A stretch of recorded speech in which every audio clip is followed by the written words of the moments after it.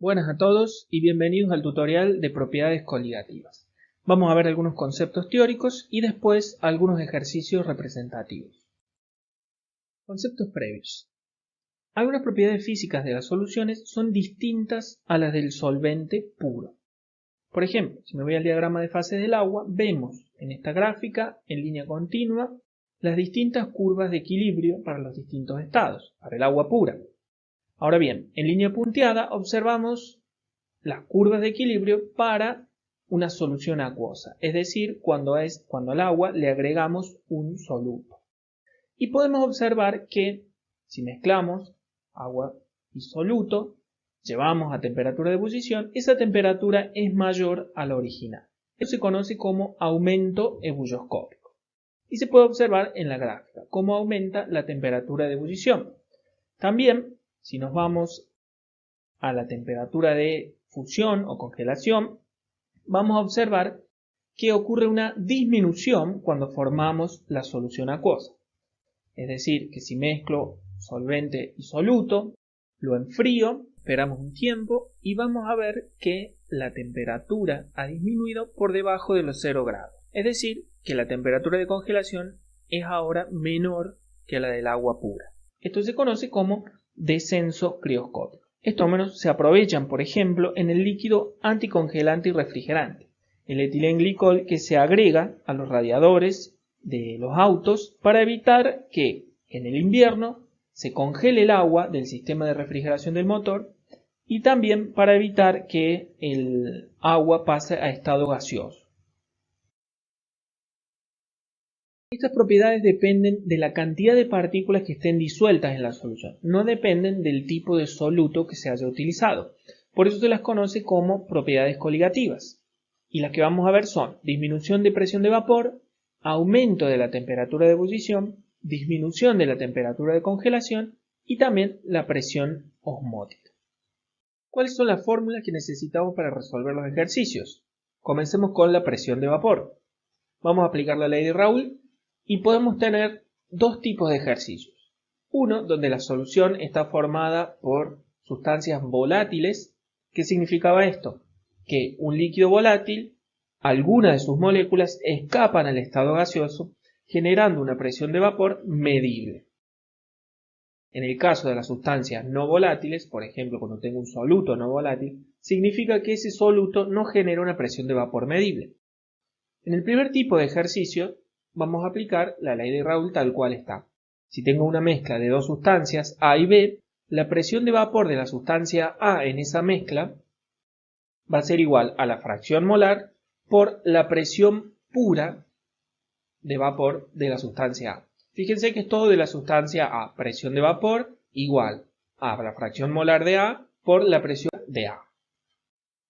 Si yo ahora quiero calcular la variación de la presión, debido a que la propiedad es disminución de la presión de vapor, recuerden eso, va a ser igual a la presión pura de A menos la presión de A cuando ya está en la mezcla, en la solución.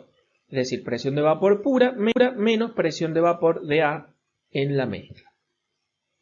Podemos aplicar esto o cuando hay un soluto no volátil, de esas mismas fórmulas deriva esto, que la variación de la presión va a ser igual a la fracción molar del soluto, no volátil, por la presión pura de vapor del solvente, que sí es volátil.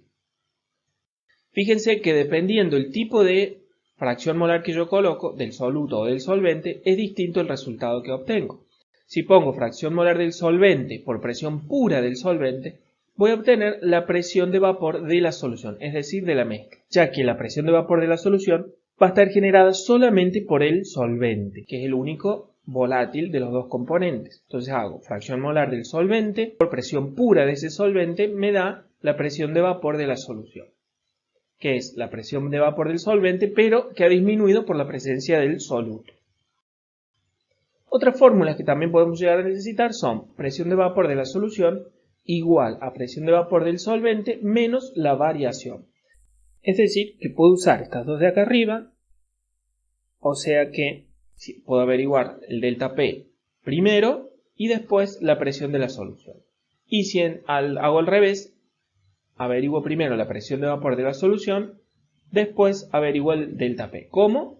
Con esa misma fórmula. Delta P igual a presión de vapor del solvente menos presión de vapor de la solución. Estas dos se pueden deducir si uno tiene claro el concepto de presión de vapor. Vamos con el aumento de la temperatura de ebullición. Si me voy al diagrama de fases del agua, podemos ver que tenemos la temperatura de ebullición del agua y la temperatura de ebullición de la solución, es decir, cuando yo agregué el soluto.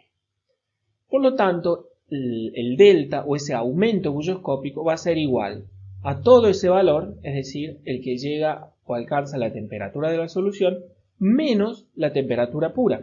De esa manera, si yo le resto la temperatura del solvente puro, voy a obtener esta pequeña fracción que es el delta o el aumento bulloscópico. Entonces, delta T o variación de la temperatura de ebullición va a ser igual a la temperatura de ebullición de la solución menos la temperatura de ebullición de la sustancia pura. Fíjense que para diferenciarlos coloco el cerito, ese grado ahí arriba. Además debo conocer esta fórmula. La variación de la temperatura de ebullición es igual a la constante bulloscópica por la molalidad. La constante la vamos a tener como valor en los ejercicios y la del agua, una vez que hagamos varias veces los ejercicios, la vamos a terminar aprendiendo. A su vez, si yo calculo esta variación y quiero calcular la nueva temperatura, es decir, la temperatura de ebullición de la solución, recuerden que es aumento bulloscópico. Es decir, a la original, a la temperatura pura, le debo sumar la variación. Sería esta línea roja más esa porción azul que es el delta, para poder llegar a la temperatura de ebullición de la solución. Pasemos ahora a el descenso crioscópico o temperatura de congelación.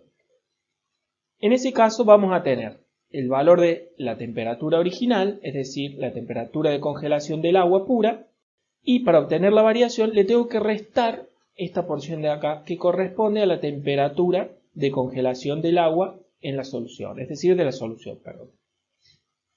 Si yo le resto ese valor, me queda la variación. Por lo tanto, delta T de fusión o de congelación va a ser igual a la temperatura original, es decir, la temperatura del agua pura de fusión, menos la temperatura de fusión de la solución. Tenemos ahora la variación de la temperatura de fusión o congelación. Son muy parecidas estas fórmulas, son análogas. Lo que cambia es la constante. Ahora tenemos la constante crioscópica o de fusión por la molalidad. Si yo averiguo esa variación, también puedo calcular la temperatura de fusión de la solución.